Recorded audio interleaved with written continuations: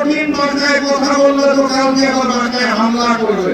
সম্মানের সাথে বিনয়ের সাথে বলতে হবে, মাননীয় জ্বালানি মন্ত্রী, এতই যদি মজুদ থাকে তাহলে তোমার লাইন কেন?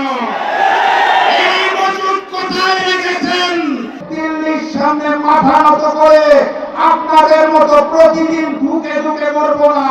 আল্লাহ নির্ধারিত সময়ে মৃত্যুবরণ করব, তার আগে পর্যন্ত ইনসাফের জন্য লড়বো ইনশাআল্লাহ। আমাদের দেশের গ্রাম অঞ্চলে এখন পরে 12 থেকে 18 ঘন্টা পর্যন্ত বিদ্যুৎ পাওয়া যাচ্ছে না। দ্রব্য মূল্যের ঊর্ধ্বগতিতে সাধারণ মানুষের দিন খুব কষ্টে কাটছে। তেলের জন্য যে লাইন প্রতিদিন দেখতে পাই, মানুষ অত্যন্ত কষ্টে জীবনযাপন করছেন। সেই সময়ে সরকার আমাদেরকে বলতে চায় জ্বালানির পর্যাপ্ত মজুদ রয়েছে।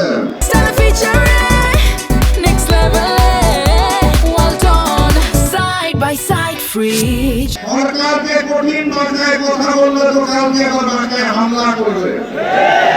সম্মানের সাথে বিনয়ের সাথে বলতে হবে, মাননীয় প্রধানমন্ত্রী, মাননীয় স্বরাষ্ট্রমন্ত্রী, মাননীয় জ্বালানি মন্ত্রী, এতই যদি মজুদ থাকে তাহলে তোমার লাইন কেন?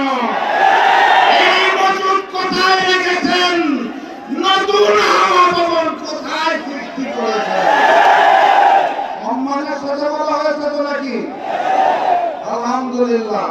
আজকের এই সমাবেশ থেকে স্পষ্ট ভাষায় জানিয়ে দিতে চাই, গণভোটের জনরায়ের আলোকে ওই জুলাই সনদ এই বিএনপি সরকার বাস্তবায়ন করবে না। অতএব তাদেরকে বাস্তবায়ন করাতে হবে। আর আমাকে যারা প্রতিদিন প্রতিনিয়ত হত্যার হুমকি দিচ্ছেন তাদেরকে স্পষ্ট ভাষায় জানিয়ে দিতে চাই, বাংলাদেশের মানুষের সাথে বেইমানি করে দিল্লির সামনে মাথা নত করে আপনাদের মতো প্রতিদিন ঢুকে ঢুকে মরবো না। আল্লাহ নির্ধারিত সময়ে মৃত্যুবরণ করব, তার আগে পর্যন্ত ইনসাফের জন্য লড়বো ইনশাআল্লাহ।